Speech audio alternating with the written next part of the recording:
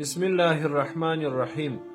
محترم ورونو، د حاجت د پوره کېدلو دپاره او د دعا د قبلېدلو دپاره داسې کلمات درته ښیمه کومې چې موسی علیه السلام ویلي دي او په هغه ورځ لمر نه و لوېدلی، الله تعالی جل جلاله د ده دعا ورقبوله کړه.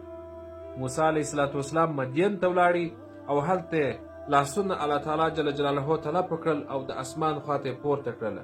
بیا دا کلمات وویل، الله تعالی جل جلاله هغه د ده دعا ورقبوله کړل په همهغه ورځ. نو که چیرې زموږ یقین وي، یقین مو 100% وي، 100% کې موږ متیقین یو چې موږ دعا وکړو په دغه کلماتو سره، الله تعالی جل جلاله زموږ دعا را قبلوي، نو ستاسو دعا به قبوله هم سي انشاءالله د الله تعالی جل جلاله په فضل سره.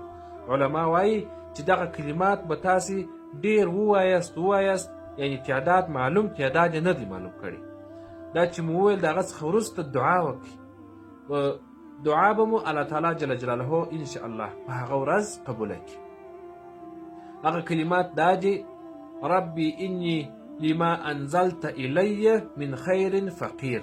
دا د قرآن کریم آیات دی چې دا حکایت الله تعالی جل جلاله موږ ته کړی د موسی علیه السلام.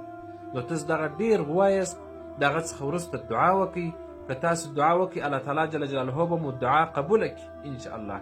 او که چیرته یو حاجت لپاره دا دعا وي، هغه دعا به مو هم الله تعالی جل جلاله په خپل فضل عظیم سره در قبوله کړي، ځکه دا د یو نبي دعا ده. نبي ګرد عمر داسې دعا کوي چې هغه الله تعالی جل جلاله ډیر ژر قبلوي. نو موږ هم او بل خبره دا چې موږ به دا یقین وي، دا به باور وي چې موږ دا دعا وکړو، الله تعالی جل جلاله مو دعا قبلوي. د ثواب په خاطر ټول نور ملګرو پورې هم ورسوي. شیر کې خدای تعالی په دنیا او په آخرت کې کامیابه او بریالي